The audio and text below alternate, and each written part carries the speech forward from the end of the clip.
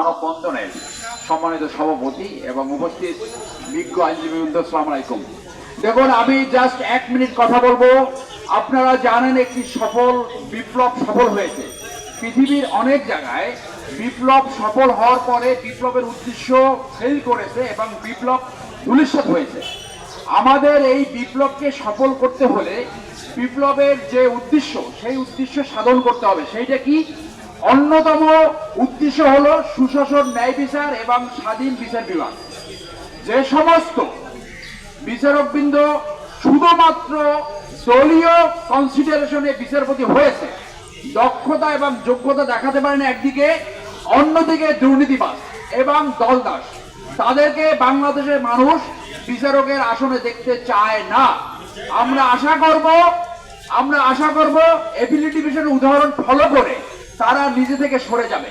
তারা অনেকে নিজেরাই জানে তারা কারা। তো সেই উদাহরণটা আমাদের সামনে রয়েছে, তারা এপিলেট ডিভিশনের উদাহরণ ফলো করে সরে যেতে পারে। বাকি যারা এখানে বিচারপতি তারা কন্টিনিউ করবেন।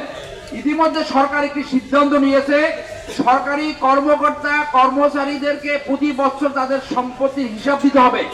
আমরা আশা করব যারা বিচারক থাকবে তারা প্রতি বছর তাদের সম্পত্তির হিসাব দাখিল করবে জনগণের উদ্দেশ্যে, যাতে দুর্নীতি নিয়ন্ত্রণ করা যায়।